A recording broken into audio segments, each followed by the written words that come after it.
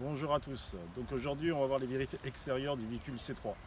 Alors, contrôler l'état, la propreté, le fonctionnement des feux de position à l'avant et à l'arrière du véhicule. Donc on va mettre les feux de position. Alors, je vous rappelle pour les feux de position, je vous rappelle sur ce petit voyant.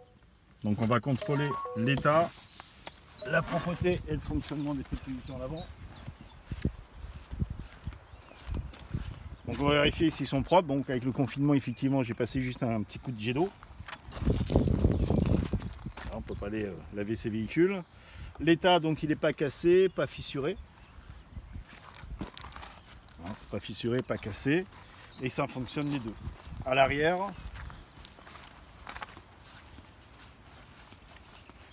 là évidemment il fait un peu jour. On voit pas trop, on voit un tout petit peu. Pareil, toujours l'état. Toujours l'état, donc pas cassé, pas fissuré, plus ou moins propre, et ça fonctionne. Ensuite, alors la question, par temps clair, à quelle distance doit-il être visible? Donc il doit être visible à 150 mètres, c'est pas des feux qui éclairent, c'est des feux pour être visibles. Ensuite, contrôler l'état, la propreté et le fonctionnement des feux de croisement. Donc je vous invite à vous faire voir des feux de croisement. Donc on fait un tour de plus. Et on a les feux de croisement. On va vérifier tout ça, l'état, la propreté et le fonctionnement. Voilà, les feux de croisement, croiser les autres véhicules, comme son nom l'indique. Donc là, ils sont un peu sales. Pareil, en l'état, pas cassé, pas fissuré, pas d'impact. Et ils fonctionnent. Quelles sont les conséquences d'un mauvais réglage de ces feux ? Eh bien, une mauvaise vision vers l'avant et un risque d'éblouissement des autres usagers. Maintenant, on va faire l'état, pareil, la propreté et le fonctionnement des feux de route.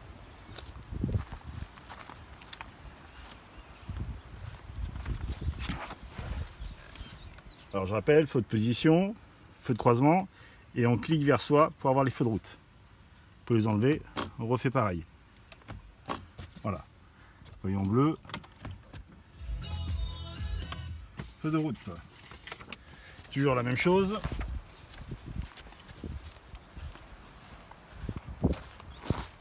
Là on voit les feux de route et les feux de route. Donc toujours pareil, en l'état, le bloc il n'est pas fissuré, il n'y a pas d'impact. Toujours un peu sale. La même chose, l'état pas fissuré, pas d'impact, pas cassé. Ils sont plus ou moins sales et ils fonctionnent. Alors citer un cas d'utilisation de l'appel lumineux. Alors on peut le faire aux intersections la nuit pour l'avertir de son approche en cas de danger, et on peut l'utiliser à place de l'avertisseur sonore. Ensuite, c'est vérifier l'état, la propreté ou le fonctionnement des feux diurnes. Donc les feux diurnes,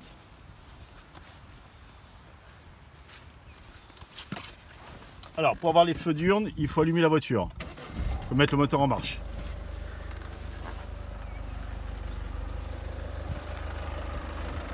Alors les feux diurnes, c'est ce qu'il y a sur les nouvelles voitures, c'est, voilà, on le voit ici, donc l'état, pas cassé, pas fissuré, pas d'impact, bon, plus ou moins sale, un petit peu sale.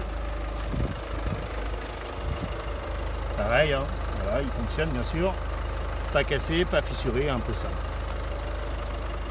Alors, quelle est l'utilité des feux diurnes?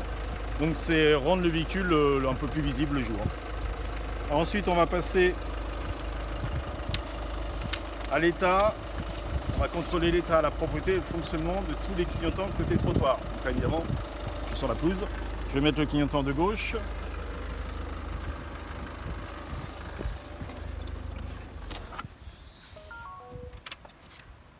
Donc le contact. Voilà, donc le clignotant à gauche.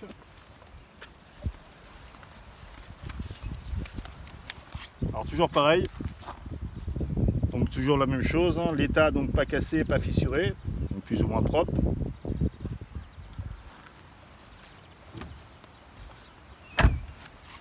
Clignotant au niveau du rétroviseur, pareil en l'état, pas cassé, pas fissuré, plus ou moins propre. Il fonctionne bien sûr comme à l'avant. Et l'arrière, toujours la même chose, l'état pas cassé, pas fissuré, plus ou moins propre, et il fonctionne. Alors, quelle est la signification d'un clignotement plus rapide? c'est-à-dire un clignotement plus rapide au niveau du tableau de bord, on voit que la lumière va plus vite, ou éventuellement le son du clignotant se fait tout, ça va plus vite, bah, cela veut dire qu'il y a une ampoule de morte sur les 3 lignes qui est morte. D'accord. Ensuite, contrôler l'état, la propreté, le fonctionnement des feux de détresse à l'avant et à l'arrière du véhicule. Alors les feux de détresse,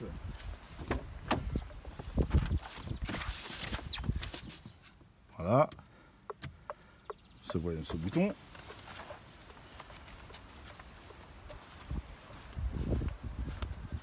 Alors toujours la même chose, hein, l'état pas cassé, pas fissuré, plus ou moins propre, il fonctionne. Voilà, pareil. L'état pas cassé, pas fissuré, ça fonctionne. Pas d'impact, c'est plus ou moins propre.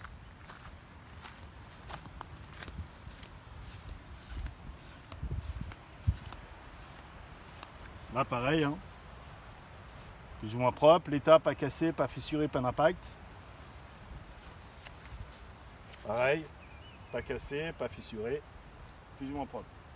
Alors surtout les accessoires, les évidents, s'il y en a un qui est sale, vous le dites, hein, c'est pas grave, hein, on va pas vous enlever des points parce que le véhicule est sale. Hein. En général, on le nettoie avant d'aller au centre d'examen, mais ça peut arriver hein, avec la poussière, etc., que ça soit un peu sale, donc il ne faut pas hésiter à le dire. Alors, dans quel cas doit-on utiliser les feux de détresse? Il y a plusieurs cas, en cas de panne, en cas d'accident ou en cas de ralentissement important. Style, vous êtes le dernier d'une file. Donc là, il ne faut pas hésiter à mettre les feux de détresse pour avertir les autres derrière. Aussi, lorsque vous suivez, vous êtes le premier derrière un tracteur, hein, là, il ne faut pas hésiter à mettre les feux de détresse. Alors maintenant, contrôler l'état de tous les balais d'essuie-glace du véhicule. On va commencer par l'arrière, puisque nous sommes ici. Voilà. Donc on dit qu'il n'est pas effiloché. Voilà, il n'y a pas voilà, on voit bien qu'il est assez lisse, hein, qu'il n'y a pas de souci. Pour l'avant,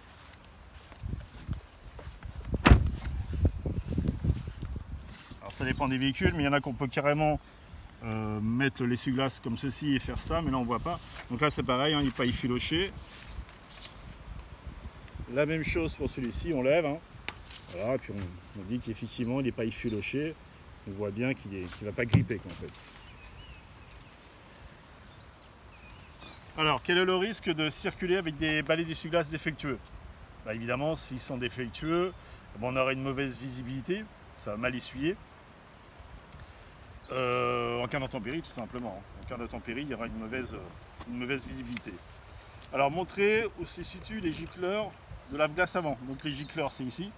Hein, c'est ça qui envoie l'eau, par ici. Quelle est la principale conséquence d'un dispositif de lave-glace défaillant? Donc il est évident que si ça ne marche pas, le produit lave-glace n'arrive pas sur le pare-brise. Donc il est évident que vous ne pourrez pas nettoyer votre pare-brise en cas de nécessité. Donc évidemment, vous aurez une mauvaise visibilité. Montrer où doit s'effectuer le contrôle du niveau d'huile moteur. Alors, pour le niveau d'huile moteur, donc il faut ouvrir le capot. Pour ce faire, cette petite manette-là. Donc n'oubliez pas le jour du permis d'ouvrir la porte, parce qu'il y en a beaucoup qui n'ouvrent pas la porte, ils sont là, évidemment ça ne marche pas. On est obligé d'ouvrir la porte et ensuite de lever cette trappe.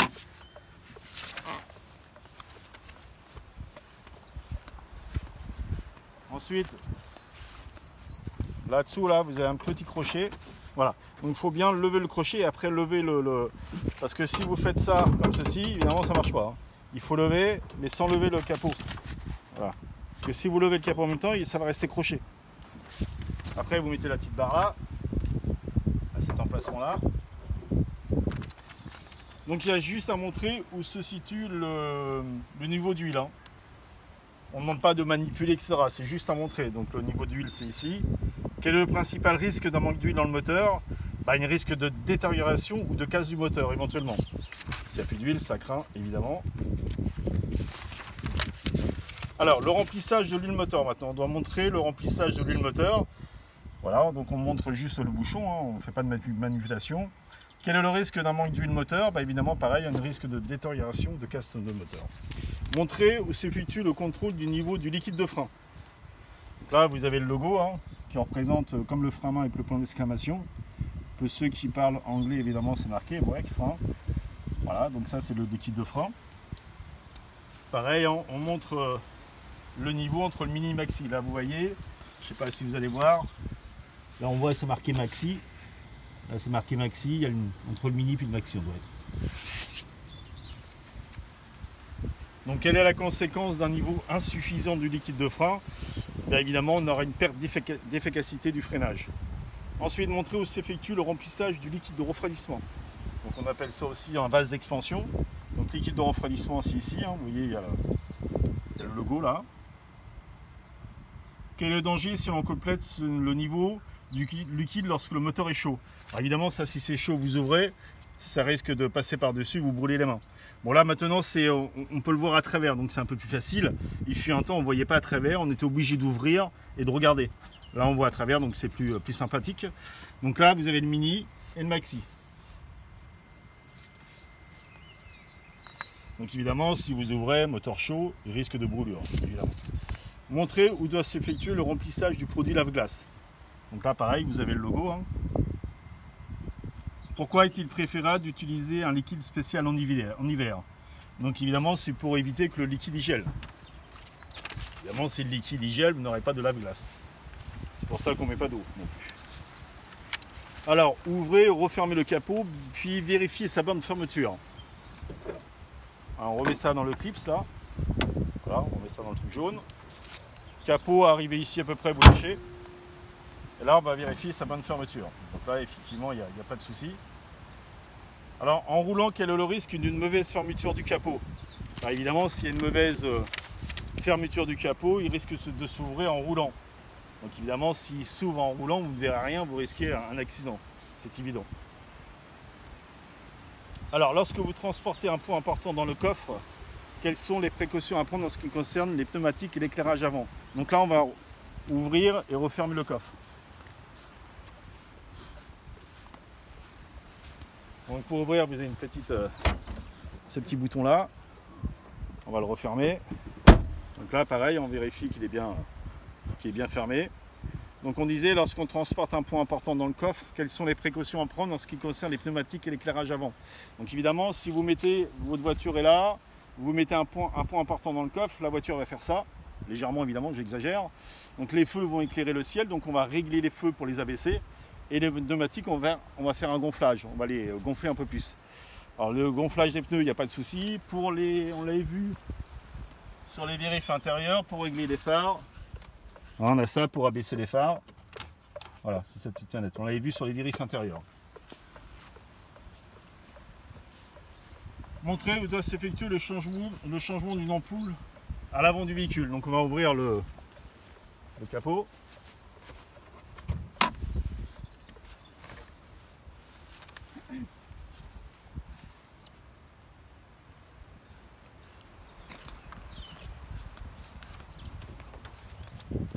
Alors, le changement des ampoules à l'avant du véhicule. Donc c'est par ici, hein. Vous pouvez le voir là.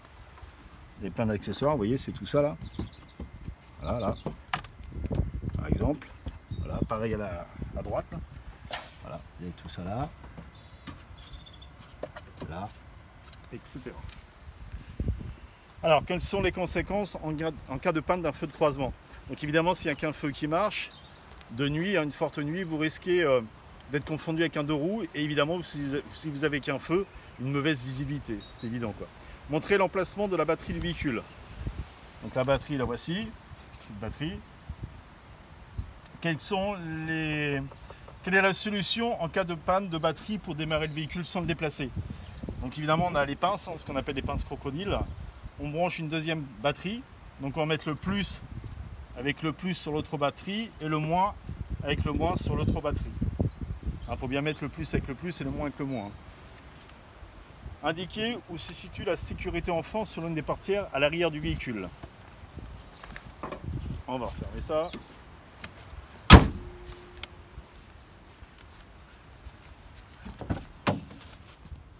Alors, la sécurité enfant, c'est là, on prend la clé, on tourne. C'est ici. Alors, si la sécurité enfant est enclenchée, est-il possible d'ouvrir la portière arrière depuis l'extérieur? Oui, bien sûr. Ça, c'est vraiment pour l'intérieur que les enfants ne puissent pas ouvrir leur porte quand ça roule. Ouvrez la trappe à carburant et vérifiez la bonne fermeture du bouchon. Donc, sur cette voiture, on appuie. Voilà. Et la bonne fermeture du bouchon. Alors, quelles sont les précautions à prendre lors du remplissage du réservoir? Donc évidemment, il faut arrêter le moteur, il ne faut pas fumer, ne pas téléphoner, choisir le bon carburant, bien sûr. Vérifier l'état et la propreté des plaques d'immatriculation. Donc on va passer plaque d'immatriculation à l'arrière, donc toujours pareil. Voilà. Donc l'état, c'est pas, il ne manque pas de LED, pas de chiffres, elle est un peu sale. Quelles sont les précautions à prendre en cas d'installation d'un porte-vélo? Alors évidemment, si vous mettez un porte-vélo, il faut que la plaque d'immatriculation et les feux doivent être visibles. Donc ça c'est sur l'arrière. L'avant,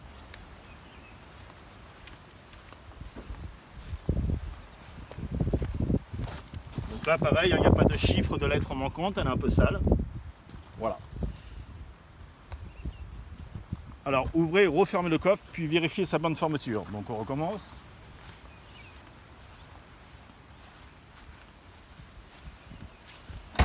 Voilà, on referme, vérifie sa bonne fermeture. Lorsque vous transportez un... Ah maintenant c'est le moment de la fête. Alors ouvrez et refermez le coffre, puis vérifiez sa bonne fermeture, ok? Quels sont les risques de circuler avec des objets sur la plage arrière? Donc évidemment, si vous mettez des objets sur la plage arrière, si il y a un freinage fort, les objets vont passer par-dessus là, et le conducteur ou éventuellement les passagers risquent de prendre cet objet. Donc évidemment, si vous mettez aussi des objets là derrière, il y aura une mauvaise visibilité vers l'arrière et un risque de projection évidemment en cas de freinage brusque ou de choc. Vérifiez la présence du triangle de présignalisation. Alors, le triangle. Voilà le triangle. Utilise-t-on le triangle de présignalisation sur autoroute? Non. Pourquoi? Parce que c'est hyper léger, donc quand les poids lourds tout ça passe, évidemment le triangle il va voler. Donc on ne l'utilise pas sur autoroute. Contrôlez l'état du flanc sur l'un des pneumatiques. Alors le flanc, c'est quoi le flanc? Le flanc, c'est le côté. Voilà, ça c'est le flanc. Ok, alors l'état, donc il n'y a pas de hernie, pas de déchirure sur le flanc du pneumatique. Citez un endroit où on peut trouver les pressions préconisées pour les pneumatiques. Alors en général, elles sont indiquées, ça dépend des véhicules. Ça peut être à l'arrière, ça peut être au niveau du réservoir là. Ça arrive, hein. C'est assez rare, mais ça arrive. Et en général, elles sont là. La partie avant gauche. Alors, ou dans la notice. Alors, les pressions préconisées pour ce véhicule. Donc, lorsque vous avez... Voilà, donc là, on voit qu'il y a un petit poids. Donc, ça vide. 2,1 à l'avant, 2,1 à l'arrière. Et chargé. 2,1 à l'avant et 2,4 à l'arrière. Donc, ça, c'est pour la pression des pneus. Alors, ensuite, une autre question. Sur le flanc d'un pneumatique, désignez le repère du témoin d'usure de la bande de roulement. Donc là, je ne sais pas si vous allez voir, il y a un petit bonhomme Michelin qui est là. Voilà, je ne sais pas si vous voyez, on voit le petit logo Michelin. Et après, là, il nous dit qu'effectivement, pratiquement en face, il y a un témoin d'usure, c'est une bosse. Mais là, vous n'allez pas le voir, il faut mettre le doigt pour bien le sentir. Donc évidemment, si on arrive à la bosse, c'est qu'on les pneus sont lisses, donc là, effectivement, il faut absolument les changer. Alors, quelle fréquence est-il préconisé de vérifier la pression des pneus? Alors, chaque mois, pour utilisation normale de son véhicule, et avant chaque long trajet. Alors, qu'est-ce que l'aquaplanage et quelle peut être sa conséquence? Alors, l'aquaplanage, c'est quoi? C'est un film d'eau qui se met entre le pneumatique et la chaussée. Donc, évidemment, ça peut entraîner une perte de contrôle. Donc, ça veut dire que vous avez la route, vous avez l'eau et le pneu qui est là, donc la voiture qui est là. Donc, vous êtes sur l'eau, quoi, en fait. Vous glissez sur l'eau. Alors, avec l'assistance de l'accompagnateur, contrôlez l'état et la propreté et le fonctionnement des feux stop. Donc vous allez voir les feux stop, qui est juste derrière.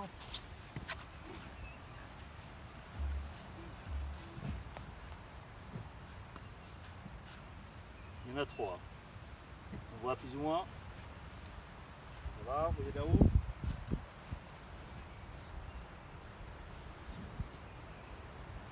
Voilà, donc il y a les feux stop, 1, 2, 3.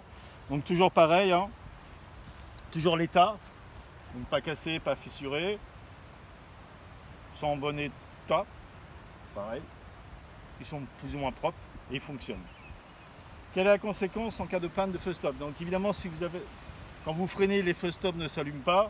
Donc celui-là qui vous suit, il ne va pas voir que vous ralentissez. Donc il y a un manque d'information pour l'autre usager qui est derrière vous. Et évidemment, il risque une collision éventuellement. Contrôler l'état, la propreté et le fonctionnement du ou des feux de brouillard arrière. Donc les feux de brouillard arrière, on les a vus. On les a vus pour les mettre. Donc on va mettre les feux de croisement, feu de position, feu de croisement, feu de brouillard avant, feu de position, feu de croisement, feu de brouillard avant et feu de brouillard arrière.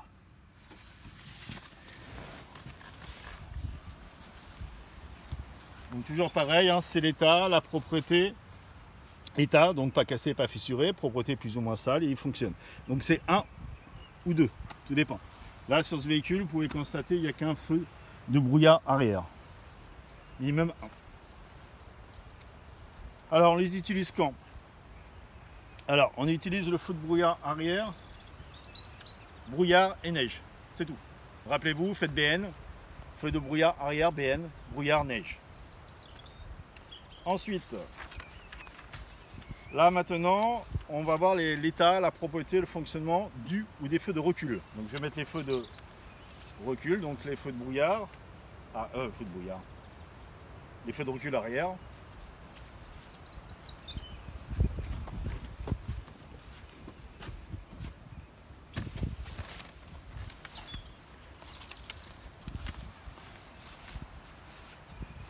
Voilà, vous voyez qu'à gauche il n'y en a pas, c'est à droite. Feu de marche arrière, feu de recul. Donc c'est pareil, c'est 1 ou 2. Là il n'y en a qu'un, évidemment à droite.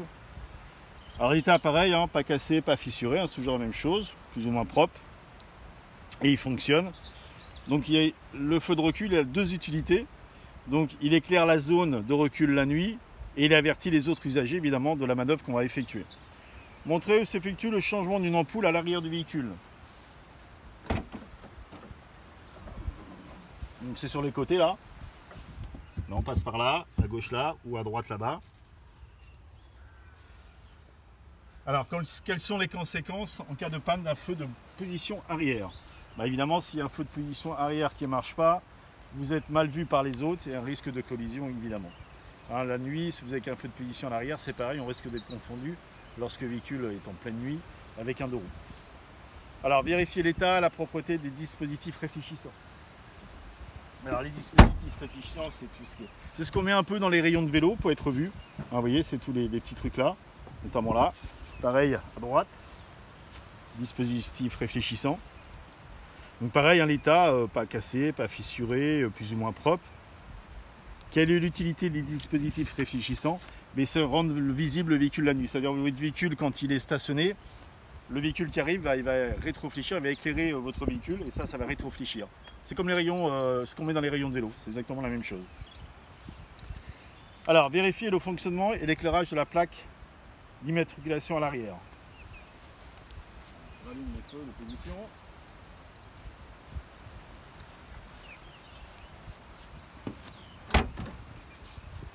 Voilà, l'éclairage de plaque. Voilà, c'est ces deux ampoules. Alors, un défaut d'éclairage de la plaque lors du contrôle technique entraîne-t-il une contre-visite? Eh oui, ça entraîne une contre-visite s'il y a une ampoule qui ne marche pas. C'est un mauvais éclairage. Voilà, donc je vous remercie et je vous dis à bientôt pour la suite de mes cours.